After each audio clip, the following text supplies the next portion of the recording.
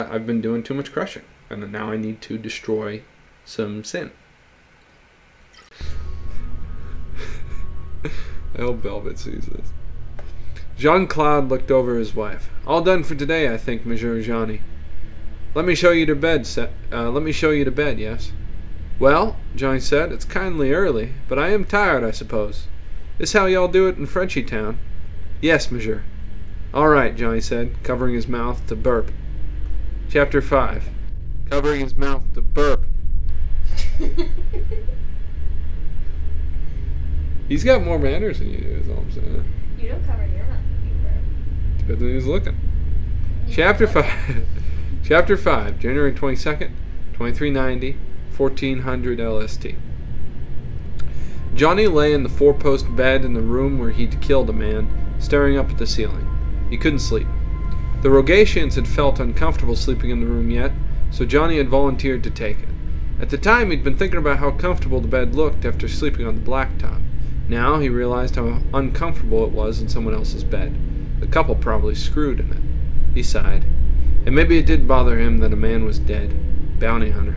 Sounded good in the daytime. What if he got shot? There was a whirring sound. Johnny looked down between his feet at the bedroom door that was now open with a figure standing in it. It was Josephine. She stepped in and closed the door. Johnny watched her. She came towards the bed, looking down at it shyly. Then she reached up and unbuttoned the neck of her dress. Johnny watched her go at it with interest. What are you up to? She looked into his eyes as her hands worked down the front of her dress.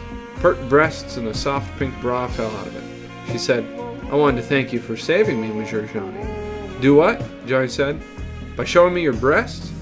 The woman shook her head, and now you should really say tits if it's true to character. I gotta change some of this dialogue. I literally fret over how accurate this dialogue is. Do what? Johnny said. By showing me your tits? The woman shook her head and reached down to touch his crotch. Johnny's eyes widened, and he rolled back on the bed away from the girl. What are you playing at, honey? Monsieur Johnny. No, ma'am, nuh-uh, Johnny shouted, standing up in his underwear. Tain't right, ma'am. Josephine walked around the bed and towards him. Monsieur Johnny. Tain't decent, Johnny interrupted, backing away. You're a married woman. Monsieur Johnny. Jean-Claude asked me to come in here. Do what now? Monsieur Johnny, we are... Monsieur? Isn't that Mr.? Monsieur. Monsieur. Monsieur. Not monsieur. Oh, your reading is really bad. Monsieur. French is the lowest of all languages. That's not even how it's spelled. Oh, really? Yeah.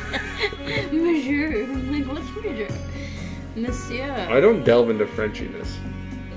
I wanted them to be French because they are adulterers. No other European culture would have fit.